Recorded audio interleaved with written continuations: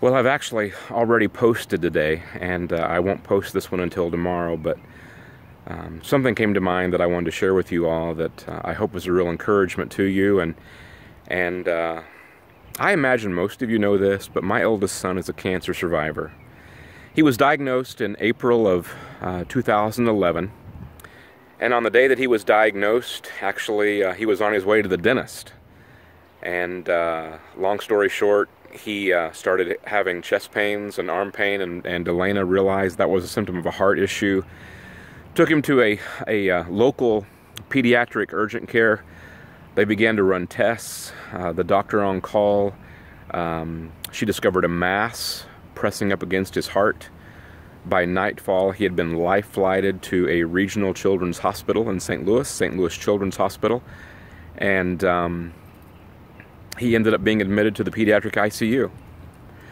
And, whenever you find out that your child has a possible death sentence, it radically transforms what you consider to be priorities in your life. And, I remember, my wife and my parents and then my mother-in-law, we were all together for the first few days. We slept in the waiting room outside pediatric ICU. And, that the scripture tells us that the Spirit groans for us in interceding in prayer when we don't know what to say. When you're in a situation like that, obviously you're pleading to God for your child's life, but you get to a point where you just don't know what to say. And I remember one morning, it was visiting hours, and I went back to sit with Noah for a while, and he happened to be asleep in his bed, and I remember thinking in my head, I said, God, I don't even know where to read in your word today, but I need something. I need something to encourage me, something to help me, something to bring comfort.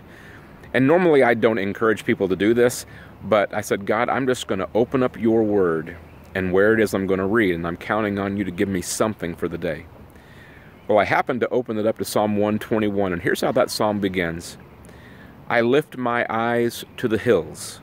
Where does my help come from? My help comes from the Lord, the maker of heaven and earth. And at that moment, God reminded me that He's bigger than cancer.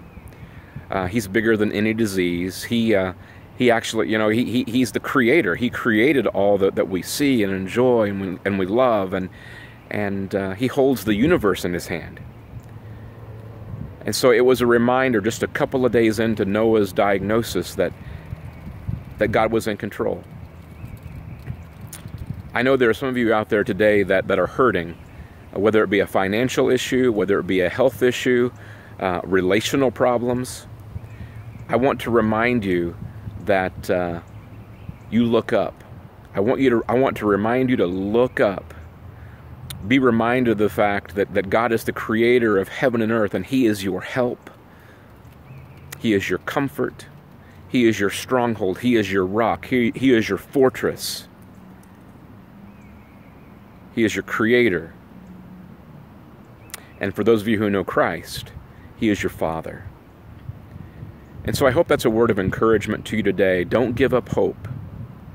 Keep your eyes upon the one who brings hope. Hope you all have a great night. I'll talk to you later. Bye-bye.